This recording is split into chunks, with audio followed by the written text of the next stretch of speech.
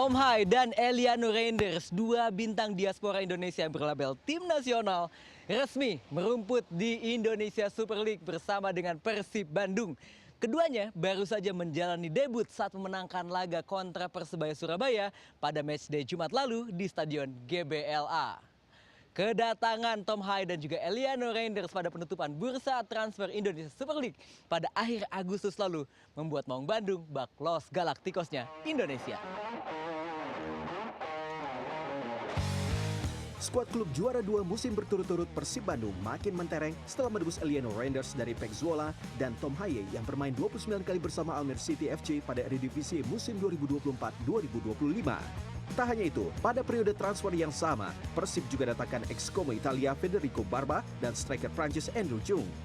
Jika dikalkulasi berdasarkan hitungan transfer market, maka nilai pasar Persib Bandung mencapai 142,6 miliar rupiah. Usai laga kontra Persebaya, Tom Hai sebut alasannya bergabung dengan Maung Bandung. I said before on other platforms as well, I was at an age trying to look for something new.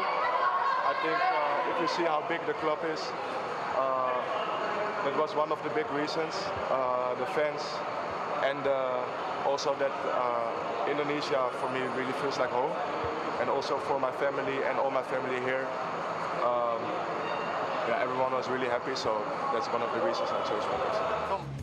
Sementara Eliano menyebut faktor menit bermain, reputasi klub, dan tampilnya Persib Bandung di ajang AFC Championship League 2 jadi faktor utama adik bintang Manchester City Tijjani Reinders ini merapat ke Kota Kembang. I'm really happy with the game tournaments, so I'm happy about it, and I can't wait to play the Champions League, play a good game next week. Sebelum Tom Hai dan Eliano, dua diaspora muda yang juga berlabel tim nasional telah lebih dulu memutuskan berkarir di Indonesia.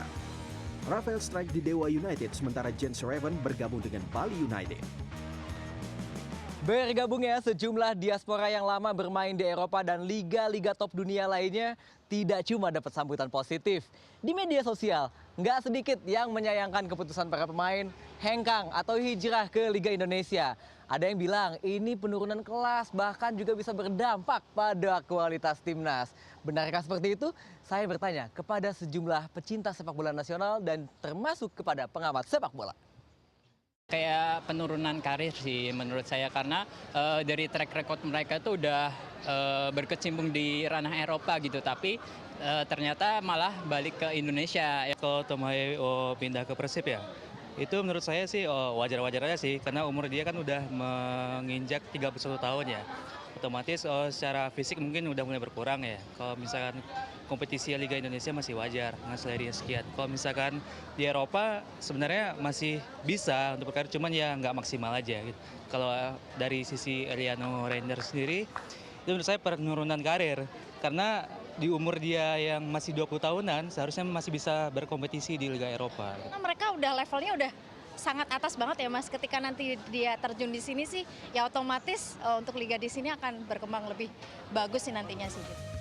Sementara ex-jurnalis olahraga yang juga memiliki lisensi kepelatihan sepak bola Diego Basro punya analisis berbeda.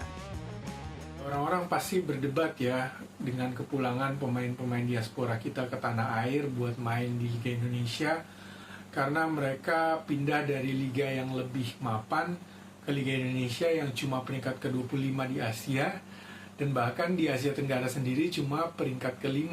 Dengan kembalinya mereka ke Liga Indonesia ini, mereka bisa meningkatkan lagi level dari Liga Indonesia. Jadi kita bisa ngejar tuh ketertinggalan dari liga-liga Asia, ya usah di Asia deh, liga-liga di Asia Tenggara ini yang kita peringkat ke-5, masih di atas kita ada Vietnam, ada Singapura, ada Malaysia, ada Thailand. Nah itu yang mesti kita kejar. Nah dengan kehadiran mereka diharapkan ya level permainannya meningkat lagi, sehingga kita juga sebagai penonton lebih terhibur lagi, dan muaranya nanti pada timnas yang kualitasnya akan semakin meningkat. Terbukanya kesempatan menit bermain yang lebih banyak diharapkan dapat terlihat hasilnya saat para pemain diaspora ini menghadapi Irak dan Arab Saudi pada kualifikasi Piala Dunia ronde keempat Oktober mendatang. Tim Liputan CNN Indonesia.